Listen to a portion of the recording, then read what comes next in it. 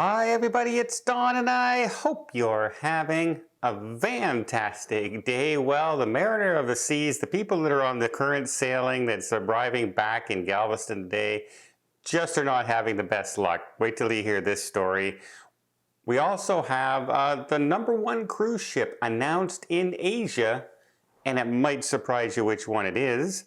The world's second largest cruise ship arrives in Florida. It doesn't have that ring to it anymore, does it? The second largest cruise ship, the fifth largest. It just doesn't sound right.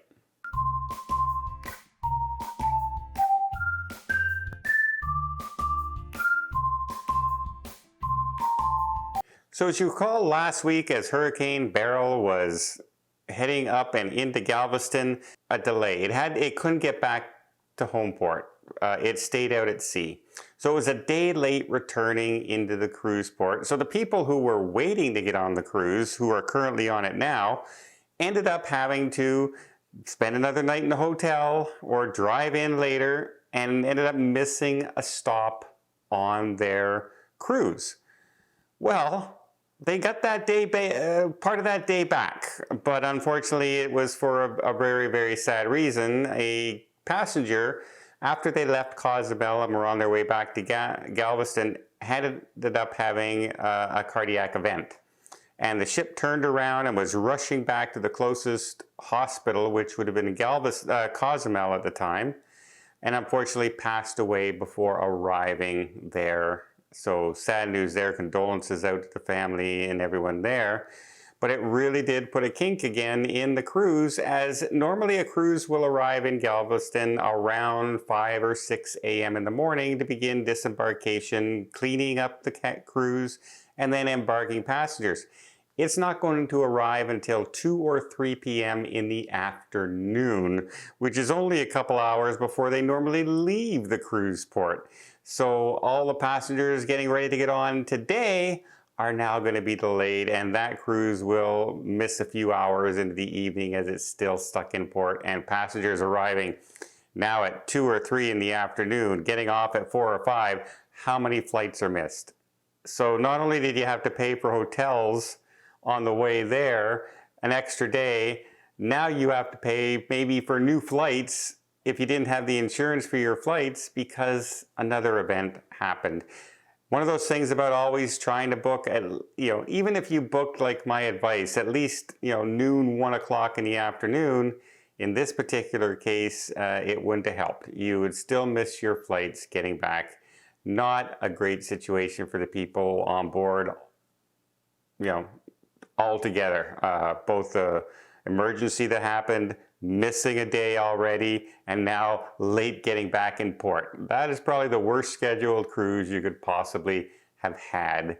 One thing that is on schedule anyway is the world's second largest cruise ship.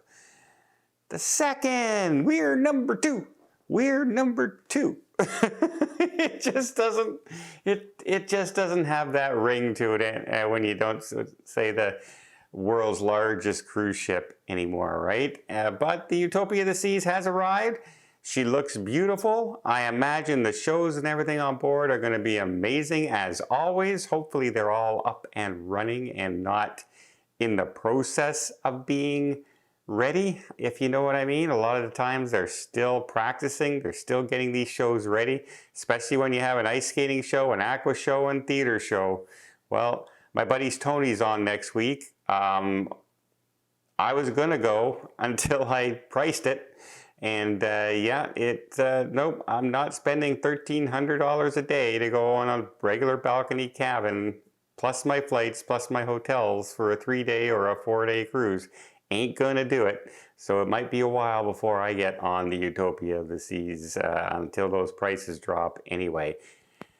Whew. But if you're on that ship, I hope you enjoy it. I think it's going to be a beautiful ship, and I think the entertainment will be, of course, with Royal Caribbean as always, top notch.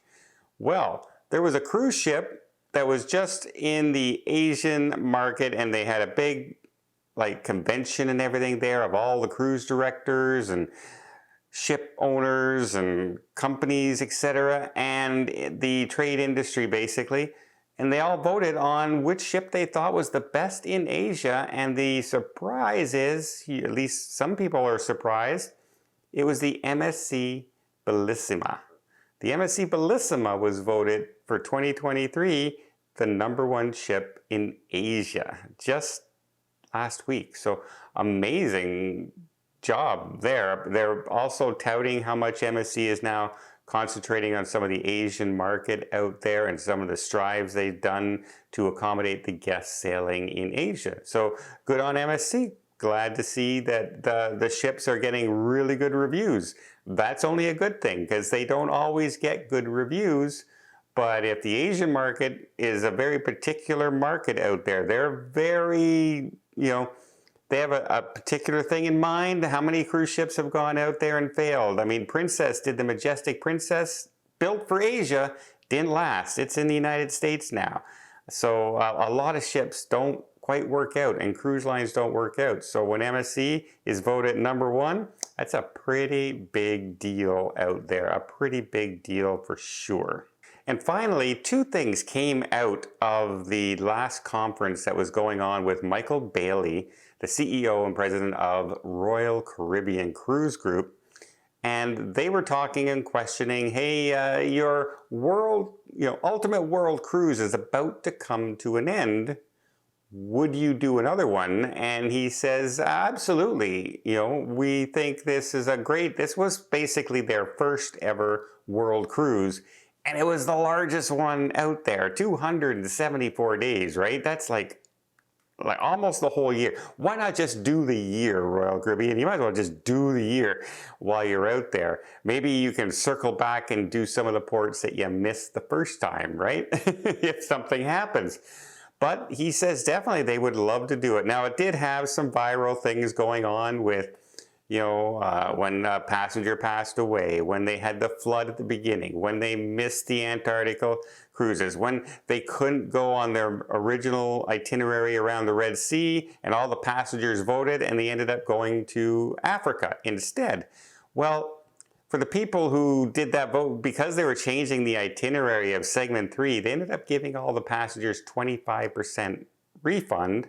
Or if you wanted to get off the ship because you didn't want to do Africa and come back at a later time, they gave them their money back for that segment of the cruise. So it turned into a pretty expensive, having to change itineraries, buy new ports, etc.